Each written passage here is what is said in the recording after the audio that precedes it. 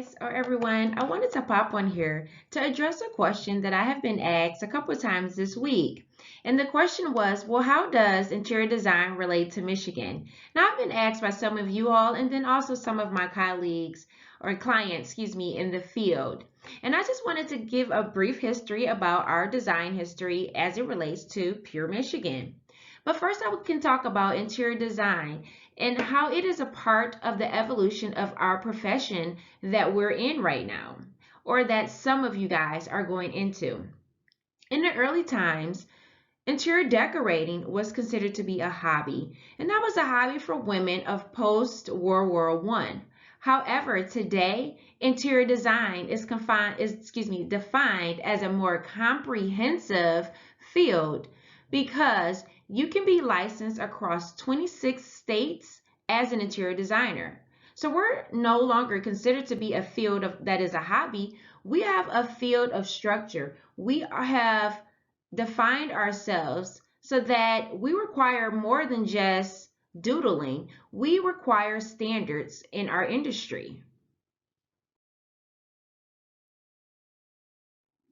In terms of Michigan, Michigan has a rich history in design and architecture, and it all starts in Grand Rapids. Grand Rapids was the landing strip, in my opinion, or the foundation of the American Decorator. Later on down the years, they merged to become the American Society of Interior Designers, whom we know as ASID, and that was established in 1975.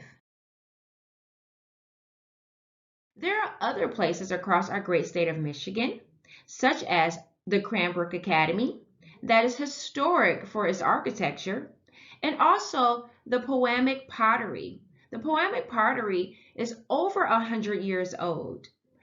This place or pottery spot is located in Detroit. They've been here, again, as I mentioned, over 100 years, and it was started by a woman named Marie Chance Stratton. She was not only a businesswoman, but she was also a woman artist.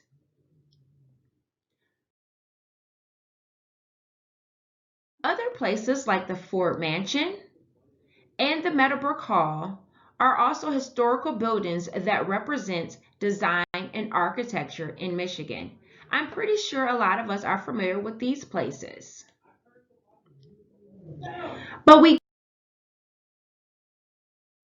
forget the architectural masterpieces of the city of Detroit. Two of the buildings that I like to remember and notice are the Fisher Building and the Guardian Building. Both of these structures have beauty of architecture, not only from the exterior of the building, but also going into the interior design and the interior spaces of these actual buildings.